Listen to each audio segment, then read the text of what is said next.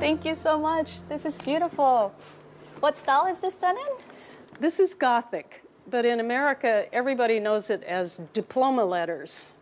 Yes, so ladies and gentlemen, welcome to this edition of Talk Vietnam. Now, our guest today is Margaret Stephend, and as you can see, she has the quite skillful hands at the art of calligraphy, the art of writing. And this calligrapher's 45-year career has ranged from everything from writing on the diplomas of many of the U.S.'s prestigious colleges to restoring the inscriptions on many of the ceilings. So in the following, we'll get a chance to talk more to her, but let's learn more about this calligrapher in the following.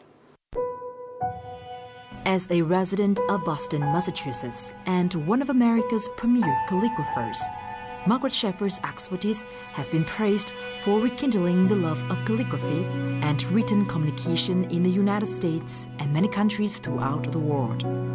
Margaret's calligraphy is featured in the Cooper Hewitt Museum or Smithsonian Collection in New York City, as well as the Rare Books and Manuscripts Department of the Boston Public Library. As an educator, Margaret's research into world calligraphy encompasses a huge swathe of knowledge. She has given lectures, workshops, and completed artist-in-residence programs at Boston University, Harvard Librarians Association, Stanford University, and many other venues in the United States and abroad, including Vietnam. So Margaret, thank you very much for that first beautiful demonstration. We have to thank you as well, because actually the word Talk Vietnam here was written by Margaret as well. So please give her a round of applause for that. Can you tell us about this particular style? That's a very simple style called italic. Yes. It's about 500 years old, and it really hasn't changed in 500 years. It was so useful and simple and beautiful when it was invented. Yes. So tell us, as we've seen in the clip, I mean, you have had extensive experience in the field of calligraphy and world calligraphy as well. Yeah. So what has actually brought you to Vietnam this time?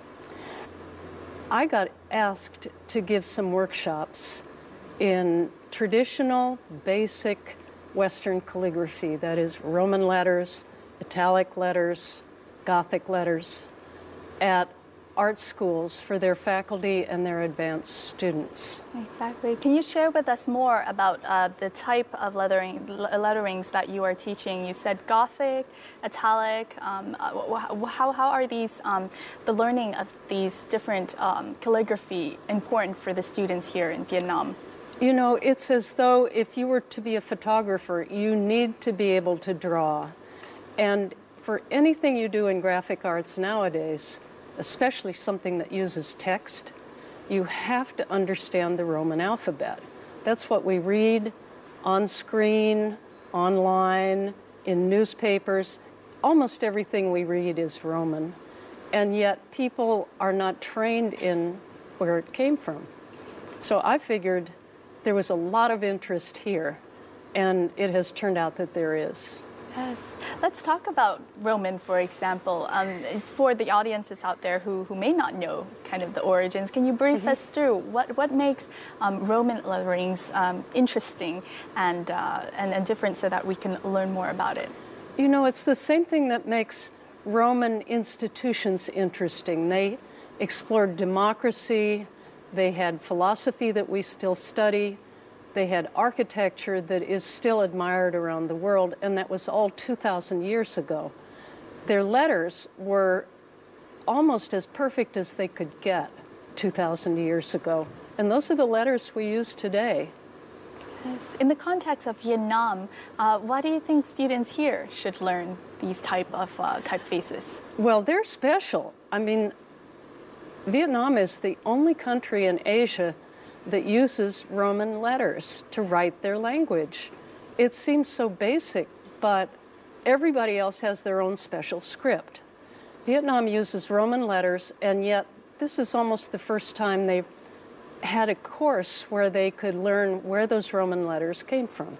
And how to write them as well, properly. Yeah, how to write them right and how to use them in design. Yes. What do you think of, let's talk about you first started teaching the Roman letterings at the University of Fine Arts of Vietnam. That's correct. How were the students there? How did they respond to the course? Oh, they were wonderful. I mean, though a lot of them came from a fine arts background, they really understood what was going on in terms of learning about proportion and construction and learning about the aesthetics of a curve, why that's important. You know, if you're an art student, it means your eyes have been trained. Yes, exactly. So they have a certain eye and they probably pick up the information that you're teaching very quickly. Yeah. Now, to better understand the vibe in one of Margaret's classes, we'll now take a look at her class teaching the style of Roman at the Vietnam University of Fine Arts. Let's have a look in the following. On a 3-week stay in Vietnam this time, Margaret is showing students the basics of the Roman or Latin letterings of additional yet understudied alphabet in Vietnam. Most of the typography we read comes from Roman. Even a design student may not know that. They think it's just designed by somebody and invented fresh. But it comes from 2,000 years of history. And a lot of the design decisions were made back then, and they got them right. So it's really worth studying. Each letter in the alphabet is studied in fine detail for maximum accuracy. The students in class are mostly from the school's graphic design department and find the course fundamental to their studies. Điều mình cảm thấy thú vị nhất trong tuần này đó là được học về một bộ chữ mới, bộ chữ mà căn bản nhất, từ đó phát triển ra các bộ chữ khác. Thì mình được bà Margaret và lớp học được bà Margaret dạy về các cái kỹ thuật viết và những cái điểm mấu chốt nhất để tạo nên một cái khuôn chữ đẹp. Nó góp phần tạo nên kỹ năng cơ bản về cái cách sắp xếp nghệ thuật chữ trong cái thiết kế tương lai mà bọn mình hướng đến. Students are also learning how to best work Western calligraphy into the Vietnamese language. Bài tập của bà mà giao cho cả lớp của mình ngày hôm nay ấy, đó là áp dụng các cái phông dấu vào trong cái phông chữ Roman và mỗi người lựa chọn cho mình một cái câu để viết, để áp dụng cái Roman này vào tiếng Việt. Một cái cách đơn giản nhất để tạo cho một cái phông chữ đơn giản mà vẫn rất là đẹp, mà trong thiết kế thì vô cùng là cần thiết. Such courses challenge the limits of the students' hands and inspire them to be more creative in their future artistic endeavors.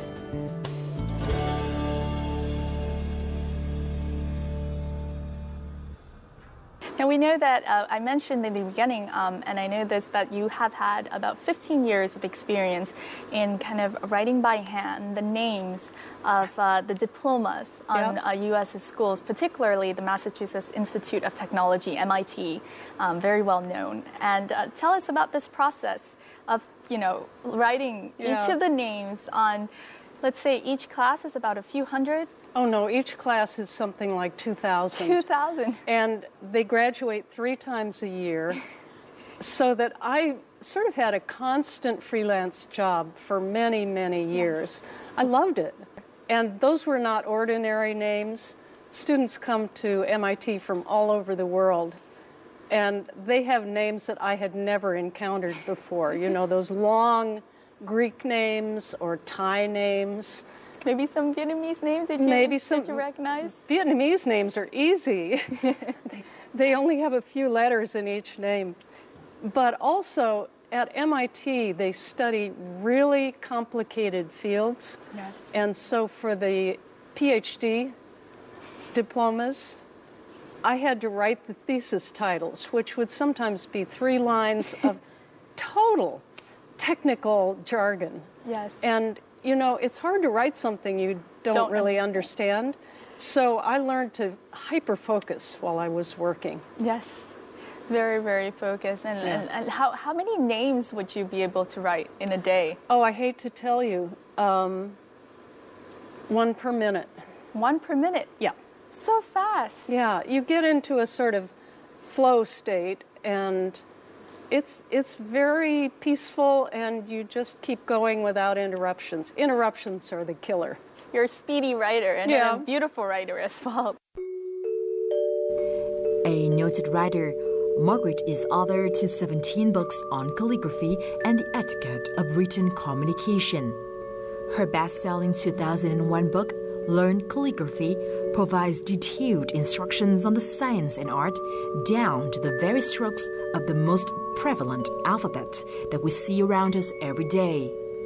Learn Word Calligraphy, on the other hand, showcases Margaret's extensive and in-depth research of the letterings of civilizations across the globe. The author's journey through the world library of alphabets analyzes the anatomy of a language scripting and its cultural, social, and historical nuances. What's perhaps most impressive about Margaret's books is that she handwrites each page, every single word and number. When asked why, she admits that when it comes to a calligraphy book, no other method would have made sense.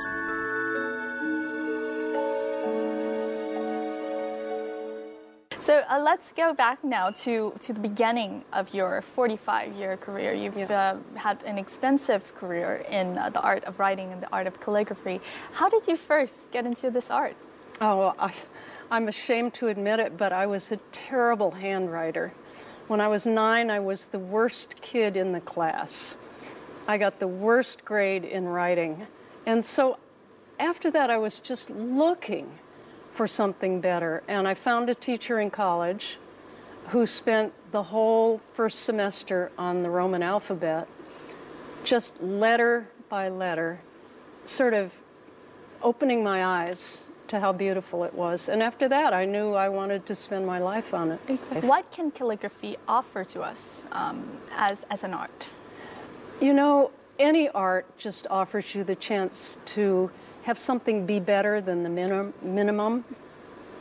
But I think what calligraphy offers you is this power to connect with people. When I take just an ordinary quotation and spend some time designing it so that it's arranged in a really striking way and lettered beautifully, suddenly somebody will look at that and they'll see what I saw, which is, this is a wonderful thought. I mean, that's what I really want to do. I want to put a frame around words and say, look at these and think about them. Yes. Do you think it's possible to learn about history or culture through looking at calligraphy? Oh, for sure. There's just so much that is revealed when you look at how people write. Yeah. For instance, in Korea, they used to have a character-based way of writing, the same way Vietnam used to. They had like character, Nom. Yeah, the Nom characters. About 500 years ago, their king decided that he didn't think that was a very good system because none of the poor or ordinary people could learn it very easily. So he introduced a phonetic alphabet. It's not Roman, it's a different system, but it's very simple. Well, the establishment just dumped on that. They hated the idea that just anybody could learn to write, that you didn't have to spend 15 years memorizing all these characters. Exactly. And they referred to this alphabet as, oh, it's just a girl's alphabet. A girl's alphabet. That was the worst thing they could say about it. So simple, a girl could learn it. And yet, that's the alphabet that Koreans use today, and it's a wonderful system. It's wonderful to learn about the history behind it, knowing that, you know, it had faced that challenge of not becoming the final language. Any other you know, type of calligraphy that you know, sticks to mind and that helped you to understand more about the culture of one's country? I mean, Vietnam's calligraphy is a perfect example. The establishment fought the introduction of Roman letters too. They used characters, the old Nom characters, up until 1911 for the civil service exams. And it was only in the 1920s when real political push for literacy was happening. And this was one of Ho Chi Minh's favorite political movements, was that he felt it was absolutely essential to have an easy alphabet to read so that everybody could read and write.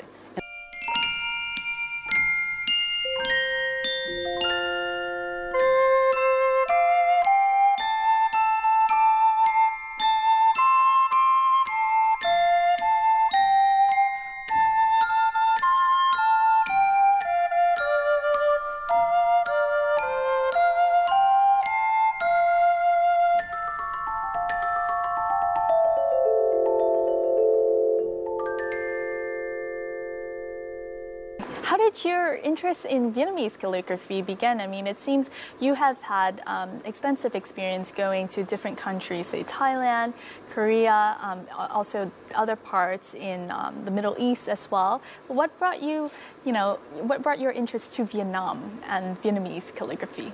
Oh, it began long ago. Really?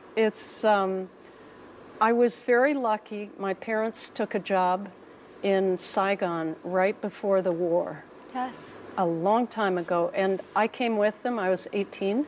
When was this? 1964. In the middle of the war? Actually, before, well, the war was just increasing, and I just loved the country. I loved the friends I had, and suddenly I had to leave. So for nearly 50 years, I've been dying to come back. How is it living here during, the war? We weren't really aware of the war, except that we were not allowed to go out of Saigon. My dad could go out because he was an expert in rice, and so he would visit farms and look at paddy in the field. But my mom and I had to stay in Saigon, so I got a job teaching English, which was fun. My students were 16 years old, and I was 18 years old, and it was really an interesting thing to do. Tufap was not so common back then, but what I did do was take Chinese painting technique lessons, and so that gave me a sort of basic foundation in using the brush. And you first came back to Vietnam in which year? 4 years ago, through a group called Indochina Arts Partnership that specializes in getting artists together with their counterparts in America and Vietnam. And that is the exact same group that have brought you here again this year. Let's go back to 2011, right? That's the first time you came back to Vietnam after nearly 50 years? Nearly 50 years. Can you believe it? Nearly 50 years. How did you feel? What was your feeling coming back to Vietnam? I think like anybody who goes back to some place, you have a picture in your mind, and then that's not what's really there anymore. Exactly. I went to the house I lived in, and it's now an institute for some policy studies, and it's totally different. All of my friends had moved away. It was a little disappointing personally, but intellectually it was absolutely fascinating. How so? Well, because Vietnam has changed so much in that period and has had these ups and downs and just wildly different periods. What was your first encounter with Vietnamese calligraphy in Vietnam? I started just looking at signs. There's so many beautiful signs using Tufap. I mean, your sign is one example. Those are Tufap letters. And I think Vietnamese use them without even really focusing on why they do it, except that it's a favorite style. Exactly, it's part of them.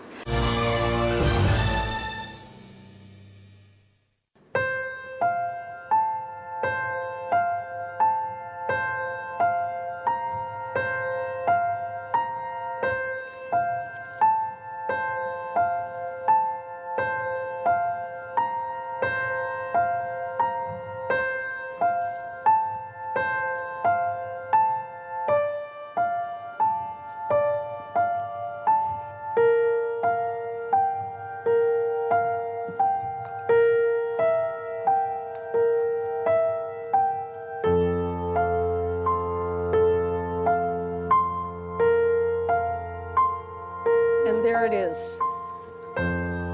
The letters that spell horse. You can see the letters for H-O-R-S-E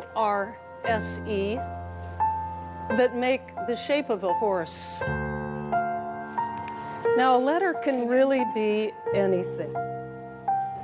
And people like to see that the word looks like what it means.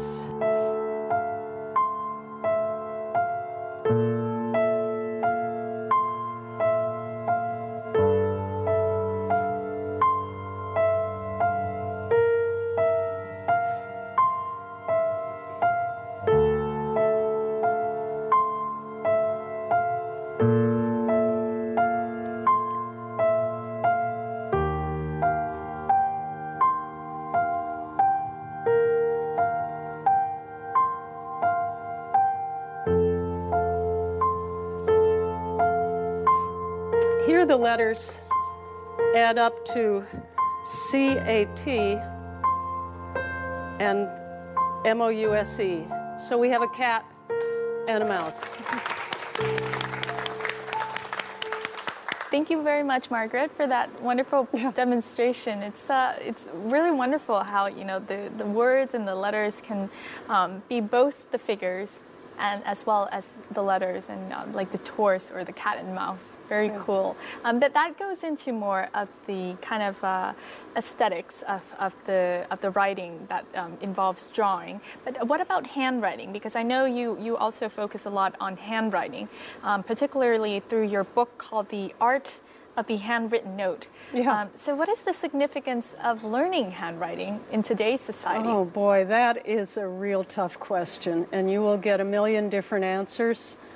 In America, some of the school systems are giving up on handwriting instruction. Really? They just want to use the time for things that the kids need more, like computer lessons and other skills that they need more.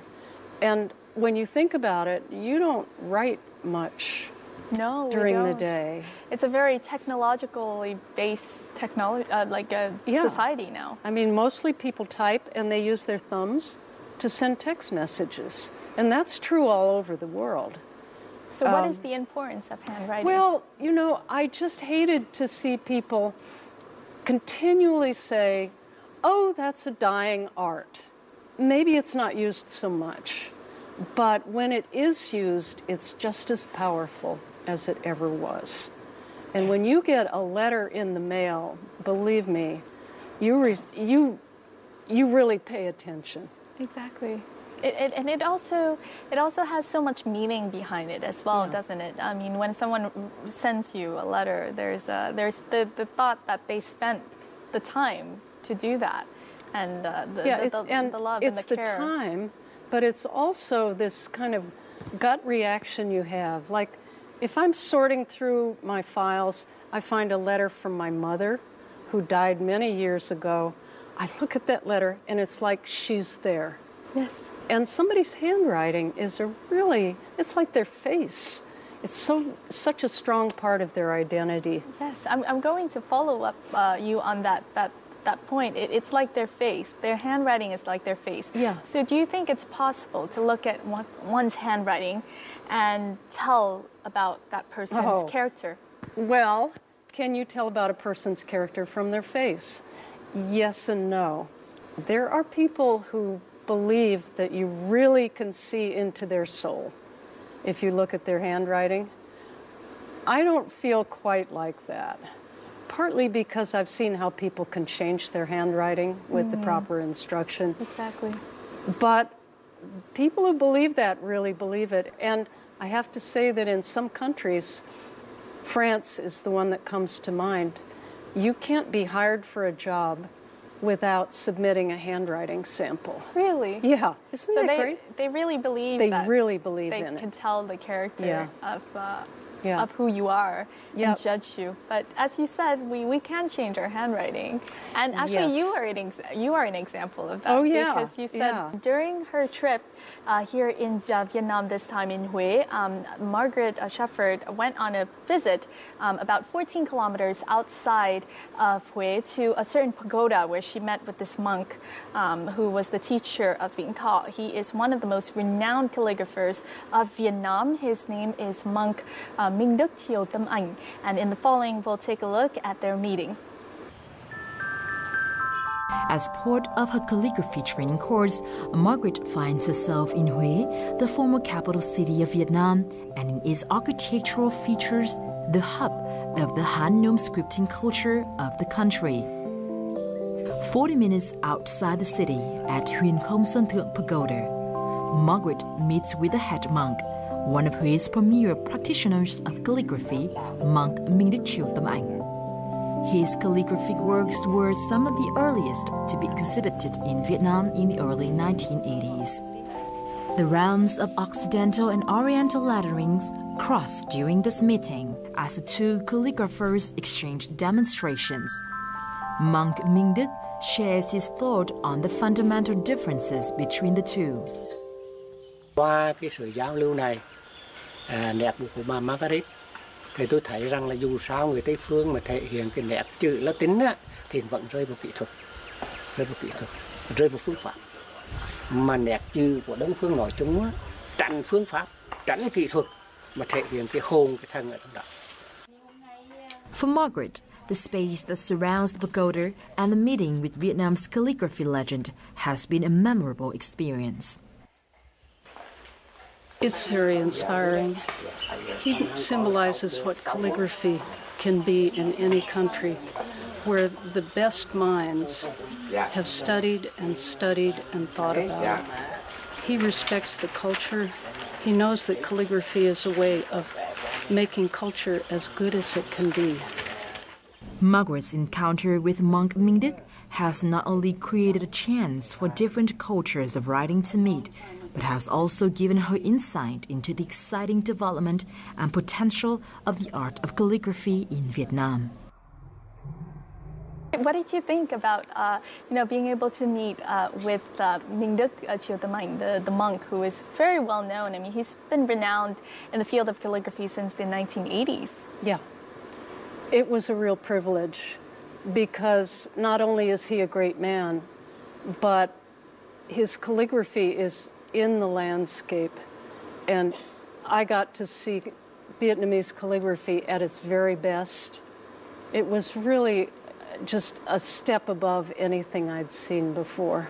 Did you notice anything particular that was different in his technique of calligraphy? I asked him about his technique, and he sort of laughed and said, well, it's very important to be in the present moment. I asked for technique and he gave me philosophy, yes, which to me was extremely interesting. In my own calligraphy, I'm kind of like an engineer. You know, here's the tools, here's the forms, here's how you do it, and you do it the same way each time. He said he had an attitude that comes out of Zen Buddhism. And that kind of flows from him, so that the technique is not the big thing. Yes. It is the state of mind. It's almost like meditation. Yeah, in a sense. It's very much like meditation. Yes. And so to watch him do calligraphy was just like watching someone think or watching someone meditate, only you could see inside their head. What else have you learned about Vietnam through learning and looking at its calligraphy? Well, I'd always been interested in brush calligraphy. So right away, when I noticed that the Roman alphabet was being rendered in brush calligraphy, I knew that Vietnam was sort of at the cutting edge of what's going on in the world. I've learned a lot about Vietnamese attitudes. I mean, the fact that they were very practical about adopting the alphabet and putting it right to use, and yet they gave it their own touch with the brush calligraphy that a lot of calligraphers do. They didn't sort of drag their feet on getting modern, and yet they made it their own.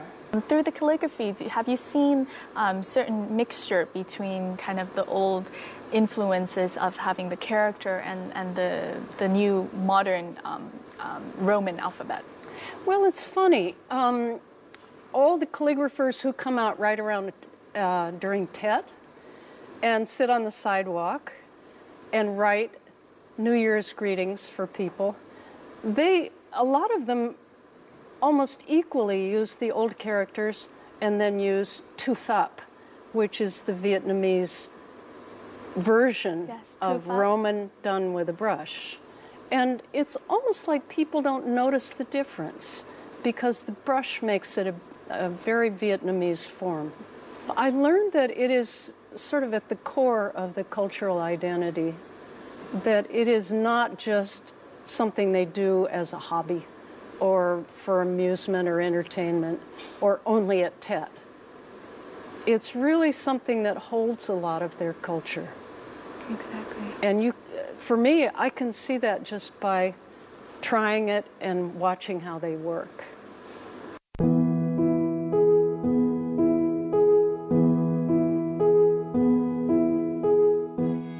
handwriting made into an art form. In today's modern digital age, hand lettering has been deemed a dying art. But for some, the agility of the pen in the right fingers is what's keeping calligraphy alive and well. Today, Margaret is teaching an advanced calligraphy class at Multimedia Training Center at PT Arena in Hanoi. For many in the class, calligraphy has become more than just a hobby. Với cái kỹ năng viết chữ thì đòi hỏi cái tính kiên nhẫn rất là cao và đòi hỏi sự kiên trì. Và đôi khi bây giờ thì nhiều người không kiên trì được. Mình cảm thấy là nó cũng khá là quan trọng, đặc biệt là với người trẻ. Nó không chỉ là viết chữ đơn thuần đâu, nhưng đạt sự hoàn hảo thì rất là lâu và chắc chắn là phải luyện tập rất nhiều. Margaret's teaching assistant, 27-year-old Ding Pham, is also a graphic artist. He has studied under Margaret's instruction on both of her teaching visits to Vietnam. For him, calligraphy has become a powerful tool as he has incorporated much of what he has learned into his line of work. Việc bà Margaret sang đây và dạy cho chúng tôi thì nó giống như là đưa cho chúng tôi trở lại về nguồn gốc, cội nguồn của calligraphy. Chúng tôi hiểu nó hơn, nắm bắt được nó hơn và cảm thấy yêu nó hơn. Nó có rất nhiều sân chơi. Tôi có thể thể hiện nó ở trên các cái ấn phẩm in ấn. Back at APT Arena, students are learning techniques to create writing tools from the simplest of objects, helping calligraphy to be accessible to all. Hiện tại sinh viên Việt Nam rất là thiếu những cái kiến thức, đặc biệt là những cái kiến thức về những cái môn nghệ thuật như thế này. Và những cái dịp như thế này là những cái dịp mà để sinh viên của FPT Arena cũng như là tất cả các bạn sinh viên học trong ngành nghệ thuật cọ sát hơn với cả những cái thứ mà trên thế giới người ta làm như nào, những cái ngành mà thật sự là không có dạy ở trong Việt Nam. Đây là một cái dịp mà để mọi người cọ sát và học thêm rất là nhiều cái về kỹ thuật cũng như là về cái khả năng sáng tạo của mình. The ease and convenience of the keyboard have made us oblivious to the beauty of handwriting. But with such courses, calligraphy stretches the creative limits of the human hand and presents possibilities for the digital and handwritten realms to meet.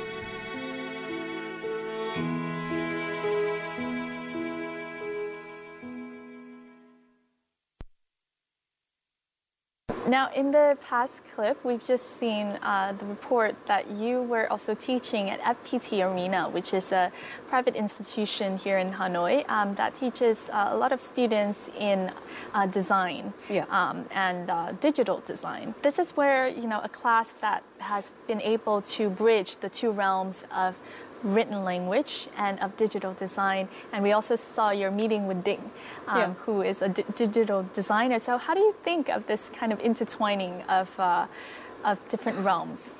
I think it's a great idea. I think it's actually helping calligraphy because the devices now are not just keyboard access devices. You don't have to pound with your fingers to get letters into, say, an iPad. You can actually write with a stylus that will make something that looks very much like a calligraphy letter that you would write with ink on paper. Yes, as we saw with Ding and his drawing on the... And how about the students? How about teaching graphic design students? Any different from teaching fine art students? They're much more willing to use digital media. And I tend to learn a lot more coming back from them in terms of just how things are done using type, how things are done using digital media. I think they're much more plugged in that way. But I do have to say that I think even Din said that he likes ink on paper. Yes. Even though he's got these great input devices and all kinds of programs that will manipulate the calligraphy, I think ink on paper has a special sort of appeal. Yes. What would you say to people out there who are sitting in their offices every day, sitting in front of the computer, typing away, and who haven't really touched paper and pen in a really long time? What would you say to them to get them rethinking? Oh, man. I mean, I'm married to an engineer. He types everything, and yet he keeps a box of stationery by his keyboard, and he says whenever he wants somebody to feel special, he stops sending an email, he picks up the stationery, scribbles something, he's got terrible handwriting, sticks a stamp on it and drops it in the mail, and he says it works like a magic charm. Yes. That people love to get something handwritten. It's just like this secret weapon. Exactly. So remember out there, your secret weapon, if you're trying to get that special someone or just send a little bit of love to someone out there, remember your secret weapon is your handwriting, even if it's not the best handwriting in the world. Oh, it almost doesn't matter. I've always maintained that the worst handwriting is still better than the best email. Ah, yes. Because the best email is just a typeface. Exactly. It's not you. It's not you. It's not your face at all. It's not your face, exactly. Exactly, as we said before. Now, having met with both long-standing calligraphers like Minh Đức or Vĩnh Thọ, and here in Hanoi as well, meeting with some of the lecturers, and then meeting with younger calligraphers, pursuers of digital design and typography. How do you see, what are some of the potentials for the development of Vietnamese calligraphy? As I said before, I think they're in the forefront of this global Roman alphabet transformation where every country has what you'd call a blended style of their style and Roman letters. I think Vietnam is like 200 years ahead of everybody else with that. And so I enjoy seeing what they do with calligraphy because of that. Beyond that, I also think that Vietnamese people are very enterprising. They are incredibly enterprising. Good businessmen. And creative. And so it's been fun to watch what my students do with just a simple assignment. Now they make pop-up books and see-through pages and all kinds of innovative paper solutions. Can you share with us some of your future plans? Perhaps a book or something that will involve Vietnam? So I'd love to write a book about Vietnam and its calligraphy and its culture. I've written these 17 books. That was a familiar way to bring information to people. Now I'm not so sure. It might be a blog. It might be film clips. Yes. There are different ways to present materials. Perhaps your digital design students have inspired you. Yeah, and they do inspire me, and they remind me that ink on paper is not the only way to communicate. Yes. What would be your wish for the Vietnamese calligraphers you've met, also the students pursuing calligraphy? What would be your wish for them? The best thing for them right now would be if a different calligrapher came and gave some workshops. Right now there's a group of maybe 100 people in Vietnam that I've given workshops to. They need somebody different who will come in and say, no, I do it differently. Here's a whole new way of looking at it, because I only have this one perspective. And calligraphy is like this diamond with many, many, many different facets. And you need to have a lot of different teachers. Yeah. Well, thank you very much, Margaret. Oh, you're welcome. For coming here on this show, for your beautiful demonstrations. And on behalf of the students, thank you for sharing your passion through the workshops. And we hope that you'll come back more in the future. Well, I hope I'll come back, and I hope somebody else will come with me and give them a different perspective. Yes. But I love coming back, so I'm anticipating more trips. Thank you, and all the best to your future endeavors. Thanks. Thank you. And that wraps up our edition of Talk Vietnam this time with Margaret Stephend. We hope that her demonstrations as well as her talk have inspired you to look again at the inherent tradition of calligraphy in Vietnam, but also maybe to pick up the pen again and look at your handwriting differently. Thank you for tuning in, and we'll see you more next time here on Talk Vietnam. Goodbye.